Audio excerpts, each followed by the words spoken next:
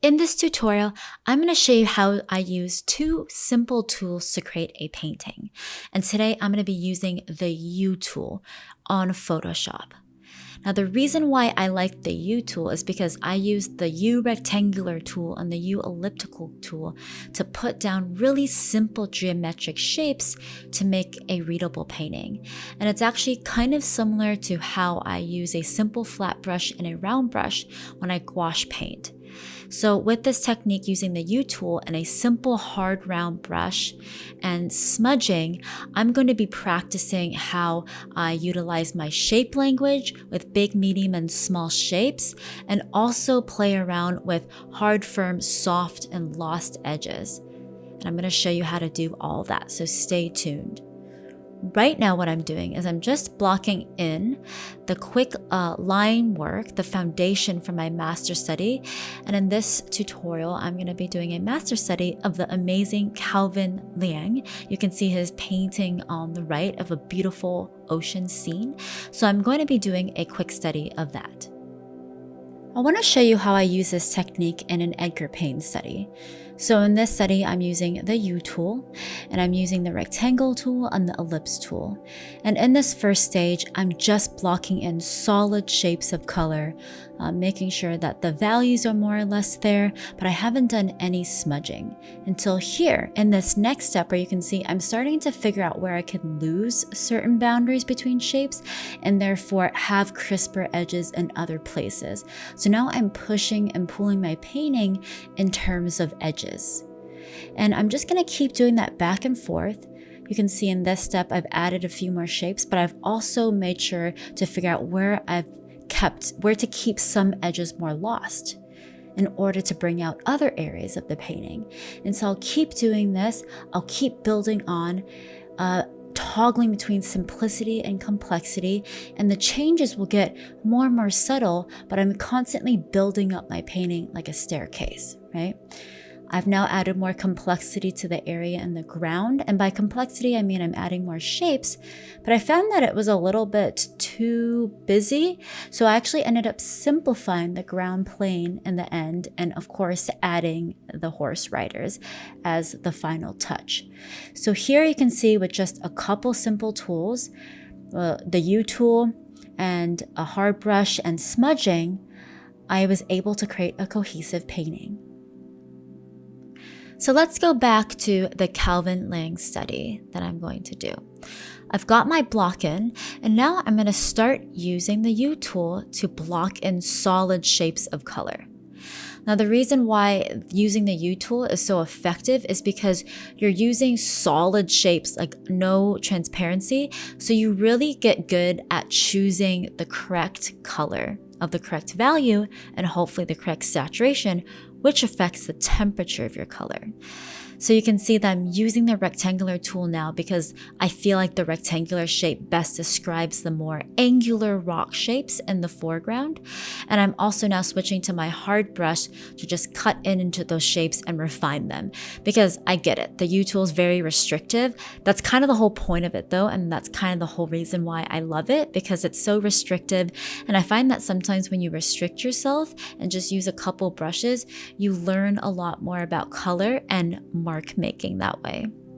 So in this case, I started with the foreground first. That's not always the case, but I thought those darker values would really anchor me and help me choose other values according to those darkest accents. But sometimes I'll start in the background, sometimes I'll start in the midground or foreground. I really don't have a set way each time. I usually just start with the darkest masses first, usually whether that's in the foreground, the background, or the midground. And the other thing that's important to note is that I do my studies all in one layer usually. And if I don't, I end up merging them, because in this case, it's a lot easier to smudge edges, which you'll see me do soon. And as you know from my other tutorials, I just like dealing with one layer like a traditional painter. So that's where my traditional side comes in. Now I'm starting to block in the water. Okay, and you can see that because I'm dealing with solid shapes of color, very quickly I can see when something is not the right value. And the goal of this exercise, I came up with this exercise to really help students get better at choosing colors more confidently. And it's going to seem daunting at first, but soon you're going to be able to hopefully see when you put down a color and it's immediately you can see it's the wrong value. It's the maybe slightly too saturated, maybe slightly too desaturated, because colors exist in relationships, right? So very quickly you could see that yellow I put down was obviously too warm earlier. And so I adjusted it to a cooler, kind of warmer, still warm, but lighter and slightly cooler this time, not as saturated, right? Now the water is quite dark, and the area of highest contrast is kind of in the wave and the rock area, right? So kind of in the mid-ground area. Now you can see that I'm also not spending too much time in one area. I'm already blocking in my sky now.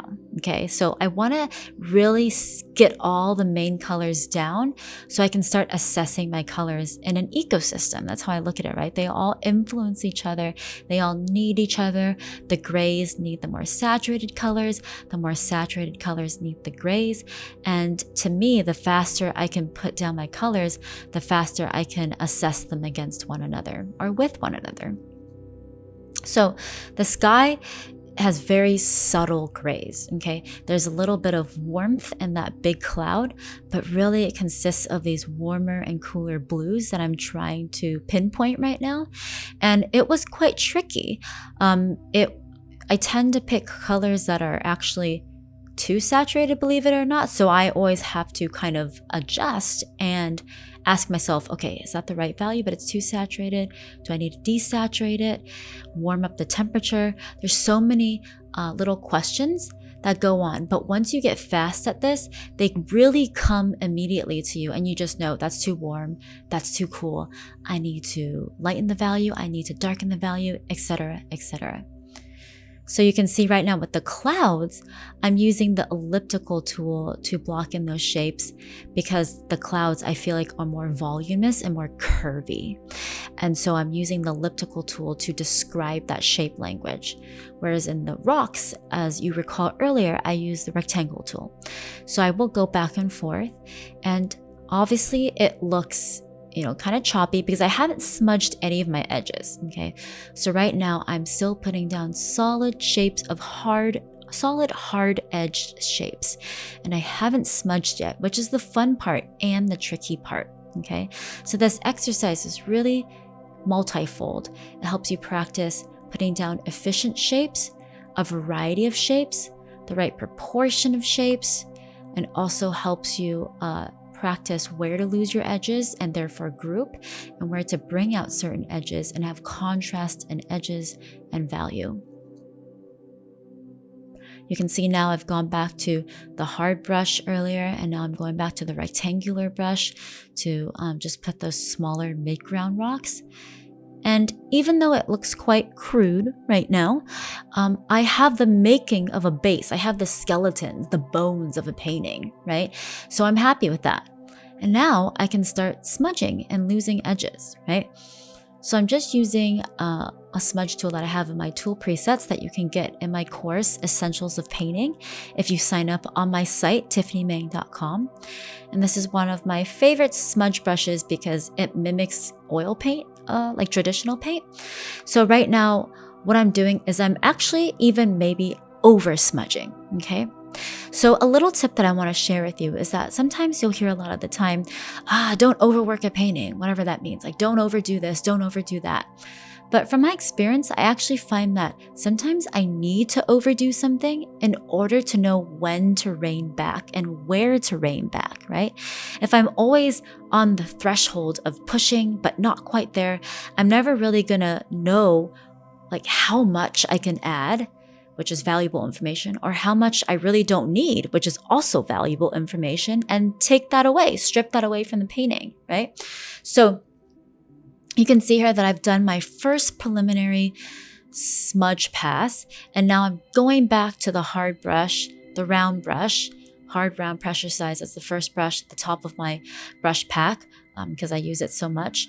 And I'm just now kind of doing a second pass. Like I look at it as a second chisel. Like I'm chiseling out now what I need, and I'm going to smudge again and push back what I don't need. So to me, I think an analogy that works is kind of like a sculptor, and I'm, continually sculpting out from this bag of, clump of clay, and then pushing back what I don't need and then bringing out what I need. So hopefully by now you can see that by smudging and pushing and pulling edges forward and backward, losing edges, bringing edges forward, and then using the hard brush to bring back crisper edges and also more geometric shapes. I'm bringing structure back, and I'm simultaneously bringing structure back and then also grouping. And so it's that push and pull that I like to say, that sort of dance, if you will, that is so fun to discover in painting, that I really enjoy. And you can do that with just 3 tools, the U tool, the hard brush, maybe one more brush with some fun texture. But it's not about the quantity of brushes you have, or it's not about the fancy brushes you have. I want to show you that you can create a decent painting with as little as 1 brush, okay? Sometimes people do exercises with just the hard round. It's totally possible. Let's talk a little bit about color now as well. And the main thing that I want you to realize is that I've also utilized the initial tint, the warmth that I put down as my canvas in the foreground rocks. So that really nice orange that you see, reddish orange, I didn't paint over that. I just left that the tone of the canvas. You can see just a little bit peeking out in the sky as well, that center line that I hope I cover up. It's a little bit distracting right now, but this is a technique that you can carry on in your traditional paintings as well. Whether you do oil painting, gouache painting, whatever, having that nice turpentine glaze, or with the gouache paintings, I always tone my canvas a light wash, a very transparent wash. I'm utilizing that technique here in my digital painting. So you can see that it just leaves a very simple graphic read that way. And I don't really have to fuss with it that much more. You can see that also with the smudge brush, smudging the brush in the direction and the movement of the wave also helps create gesture and energy in the painting. So that's another way that I will use the smudge brush to really smudge in accordance with the direction of something is going towards. Now here you could play with another fun brush, right? So right now I just have another fun textural brush that I'll just dab on just to add a little bit of contrast and play and texture. And to me in digital painting, you can play with texture through your brushes, right? Depending on what brush you use, whether it's a very solid, simple brush or a very transparent brush or a brush with a little bit of grit, that to me is the same thing as playing with texture as well. So I like to just play with a couple of brushes to add a little bit of complexity in my painting that way.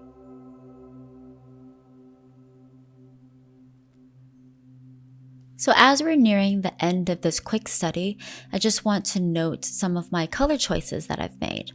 You can see that I've kept most of the saturation in the foreground and the midground. As I said before, I've kept the tone of the canvas, that really hot, beautiful reddish orange in the light side of the rocks.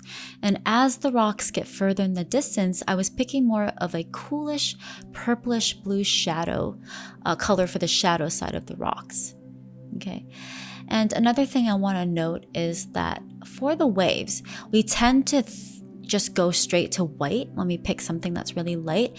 And most things in nature aren't going to be pure white. So I actually really refrain from using pure white.